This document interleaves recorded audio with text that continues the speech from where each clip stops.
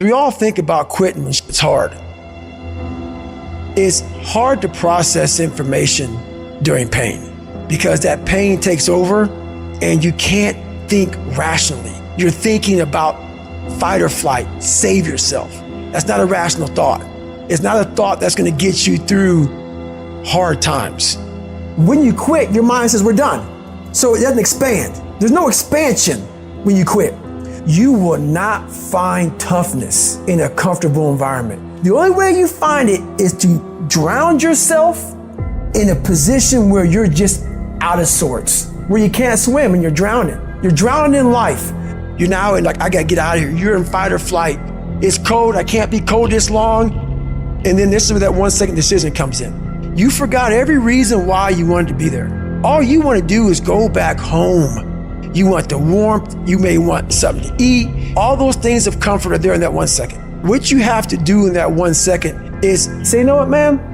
F that. I'm gonna figure out how to fucking backstroke or something. It's about gaining control of your mind, putting things back in the proper perspective, and then saying, I really do want to be here, and I'm gonna have a bunch of these 1 seconds, and I have to learn to control these, because if I fail one of these 1 seconds, I will not be a doctor, I will not be a lawyer, I will not be whatever the fuck it is. When you say, f you, this sucks, I'm drowning, I'm miserable, I'm suffering, I'm broken, but I'm not going anywhere. What happens to your mind, it says, f he's not leaving. So we gotta expand, we gotta grow, we gotta figure this fucking thing out.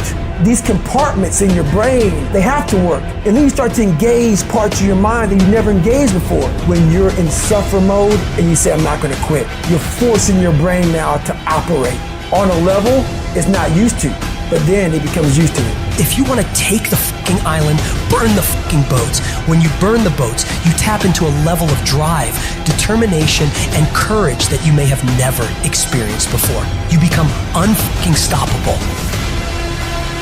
You are not any further than where you are right now because you have never thrown your whole self at anything in your life. I have never met anybody who became incredibly successful in any area of their life until they had suffered and sweated and sacrificed and kept their focus and fought through tears and trials and tests. And if you have a dream and you commit to it, it will come to pass. And you think greatness goes on sale, but true quality never goes on sale. Greatness costs what it costs. You gotta pay a price. There are no discounts to success. Only grind, only hard work, only perseverance, only sweat, blood, and tears. 50% of women is showing up for the fight. The fight is half over when you show up. You'll never win a fight you don't show up for. I am through hiding in the shadows for fear that I might fail. I'm showing up for the fight. Here I am, ready for duty. I'm gonna face this head on and let the chips fall where they may. If you don't learn how to flourish under fire, you won't flourish at all. In fact, many times, the greater the opposition, the closer you're getting to your goal. Dreams are fertilized, not in nice, convenient places, not when everything's going well. It's in the stinky places, it's in the rough places that dreams are fertilized. So if you avoid the stinky places, you're avoiding the very fertilization of the next move in your life. It may take a long time, but if you just keep going right, if you just stand your ground and be dedicated, if you keep going right, you can lose weight, you can go back to college, you can get your doctorate, you can overcome anything. And whatever it takes, I'm gonna pay the price. I'm gonna do it when things go right. I'm gonna do it when things go wrong. I'm gonna do this. I'm gonna be consistent. You can count on me. I'm gonna show up every day.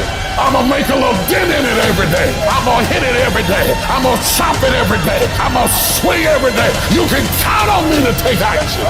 You have to be intentional. You have to be obsessed. This has to be something that's just infectious. So when people get around you, it emanates and there's an energy and there's like, this person's just gonna will this to happen. Our obsessions become our possessions. So if you want to become great, you've got to let go of everything but that dream. Anybody can dream it, but you'll never see it until you're willing to be committed to it. You got to have your back against the wall and give yourself no way out. Because when it's do or die, you'll find a way to do it. Everyone hits the ground at one point. The question is, who gets back up? Failure is part of success. Someone achieves a title and everyone tries to chase that title. They never get the title. And why? Because they're chasing the title. The title is nothing. There's nothing there. It's not the materials. It's the individual that created the title.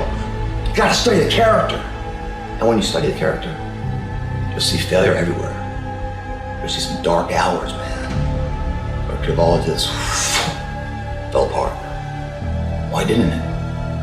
The belief of the individual. True as with where he's going.